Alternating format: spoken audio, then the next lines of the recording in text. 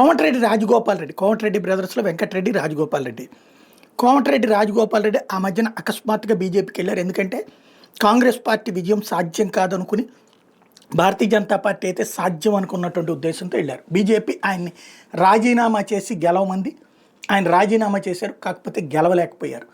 ఒక్కొక్క ఓటుకి 4,000 రూపాయలు ఆయన ఇస్తే అవతలోళ్ళు 5,000 ఇచ్చారు. ఈయన 6,000 ఇవ్వడానికి సిద్ధపడితే ఇవ్వకుండా అడ్డుపడ్డారు. అది మొన్నటి ఫోన్ ట్యాపింగ్ల విషయాల్లో కూడా బయటపడినటువంటి సందర్భం.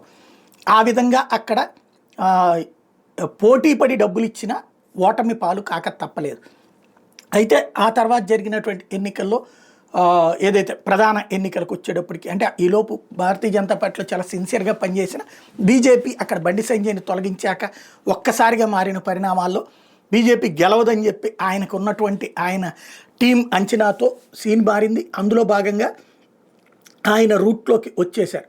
దాంట్లో భాగంగా మళ్ళీ కాంగ్రెస్లోకి రావడం, రేవంత్ ఆయన్ని రానియకుండా అడ్డుపడే ప్రయత్నం చేసిన అధిష్టానం దగ్గర నుంచి వచ్చారు.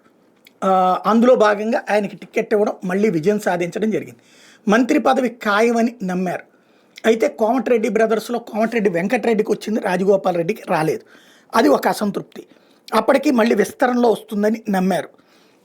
దానికి అధినాయకత్వం అటు రేవంత్ చెప్పినటువంటిది భువనగిరి పార్లమెంట్ స్థానం గెలిపించు నీకు ఇస్తామని చెప్పేసి భువనగిరి పార్లమెంట్ స్థానాన్ని కాంగ్రెస్ పార్టీ ఆ తర్వాత 6 నెలల తర్వాత జరిగిన ఎన్నికల్లో గెలిచింది. కానీ ఈయనకి మాత్రం మంత్రి పదవి రాలేదు. మొన్న మంత్రివర్గ విస్తరణలో అసలు రెడ్లు లేరు అన్నటువంటి ఫార్ములా తీసుకురావడం ద్వారా బీసీ ఎస్సీలకు ఇస్తున్నారు, బీసీ ఎస్సీ ఎస్టీలకు అన్నటువంటి పేరు మీద ఈయన పక్కన పెట్టడం జరిగింది.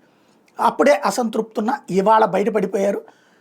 అవసరమైతే రాజీనామా చేయడానికి సిద్ధం అన్నటువంటి మాట నిలబెట్టుకోలేదని. అయితే ఈ టోటల్గా ఆయన ఆవేశంలోని నేను ప్రజల కోసమే మంత్రి పదవి అడుగుతున్నాను, ప్రజలకు ఏదో చేయడానికి మంత్రి పదవి అడుగుతున్నాను అంటాం ఒక ఇదైతే, రెండవది ఆయన మాట్లాడినటువంటి దాంట్లో అవసరమైతే ఏది పార్టీని నమ్ముకొని ఉన్నటువంటి వాడిని, పార్టీలు మారినటువంటి వాళ్ళకి కూడా పదవులు వచ్చినాయి. ఈయన కూడా పార్టీ మారినట్టే కదా, బీజేపీకి వెళ్ళి మళ్ళీ వెనక్కి వచ్చారు కదా.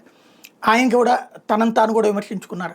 ఓవరాల్గా అది పక్కన పెడితే కోమటిరెడ్డి రాజగోపాల్ రెడ్డి ప్రయత్నం అయితే మరొకసారి తిరుగుబాటుకి సిద్ధమవుతున్నారా అన్నటువంటిది తేలాల్సి ఉంది.